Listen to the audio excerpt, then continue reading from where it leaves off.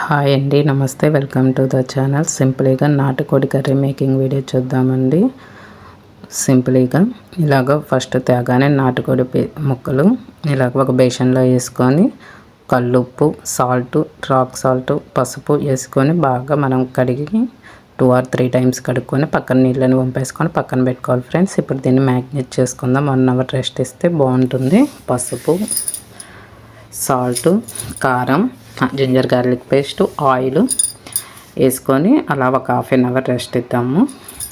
అది బాగా ముక్కలకి ఉప్పు కారం అనేది పట్టుకుంటుందండి. ఇలా కలిపేసి పక్కన పెట్టుకున్నాను నేను.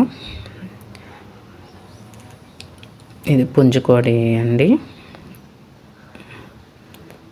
పుంజు. ఇలా నేను వెనకాల అమ్మవారికి దండం పెట్టుకొని ఇలా కట్ చేసి తెచ్చుకున్నాం ఫ్రెండ్స్. నేను దీంట్లో స్కిన్ అవన్నీ తీసేసాను. అవన్నీ మేము తినమని మొత్తం స్కిన్ అంతా తీసేసి కాళ్ళు స్కిన్, మెడ ఇవన్నీ ఏం తినం ఫ్రెండ్స్. ఇలా నీట్గా అన్నీ కట్ చేసుకొని ఇలా ఉప్పు కారం కలిపేసి పెట్టుకున్నాను ఫ్రెండ్స్.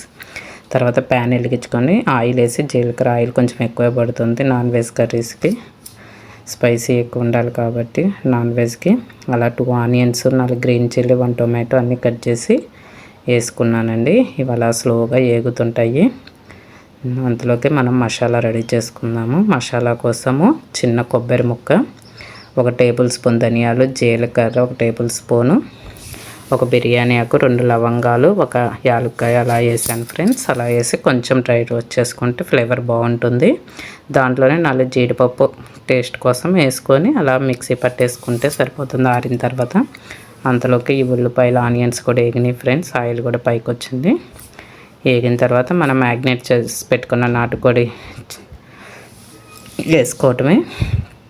వేసుకొని అలా 5 minutes, కొంచెం అలా 5 minutes అలా విడిగా వేయించుకుని కొంచెం వాటర్ యాడ్ చేసుకొని కుక్కర్ పెట్టేసుకొని 2 whistles రానిస్తే సరిపోతుంది. మామూలుగా లేతదైతే విడిగా వండుకుంటేనే బాగుంటుంది ఫ్రెండ్స్. ఇది పుంజు కాబట్టి కొంచెం గట్టిగా ఉంటుందేమో డౌట్తో నేను జస్ట్ 2 whistles రానిచ్చాను కొంచెం ఉడికిద్దని.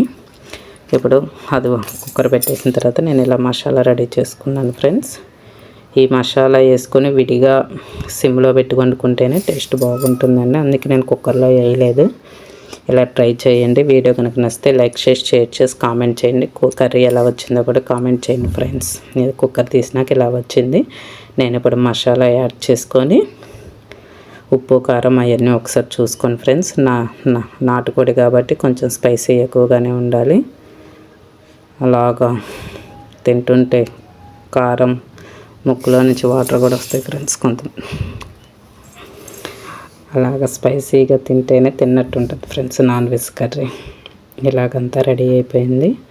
ఇలా మా పాపకి వేసి ఇచ్చాను ఫ్రెండ్స్. చూడండి ఎలా వచ్చింది కర్రీ, ఎంత బాగా వచ్చిందో. Bye friends.